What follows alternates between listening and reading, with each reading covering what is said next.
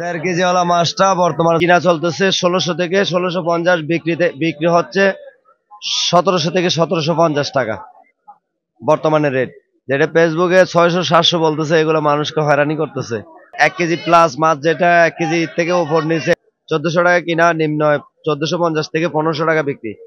800 900 গ্রাম মাছটা 1200 থেকে 1300 টাকা বিক্রি হচ্ছে। এখন বর্তমানে ভারতের থেকে বাংলাদেশে খাওয়ানোর জন্য পাচ্ছে না, ভারতে কি যাবে? বর্তমানে ভারত ছাড়া অন্য অন্য রাষ্ট্রতে মাছ কিছু না কিছু যাচ্ছে, এটা তো আর আমরা সবগুলা জানি না। সিজন অনুযায়ী মাছ অনেক কম এই বছর।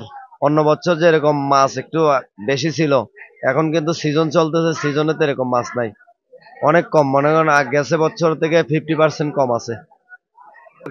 টেসবুকে এগুলোর ভিতরে বেশিরভাগ মিথ্যা কথাটাই বেশিরভাগ ছড়ায়। যেমন বর্তমানে ফেসবুকে বলতেছে 600 700 টাকা কেজি, কেজির উপরের মাছ চলতেছে। এখানে 1200 1300 টাকা আমরা কিনতে পারতেছি না। ওরা ফেসবুকে 600 700 টাকা কি করে মাছ ওরা বিক্রি করবে?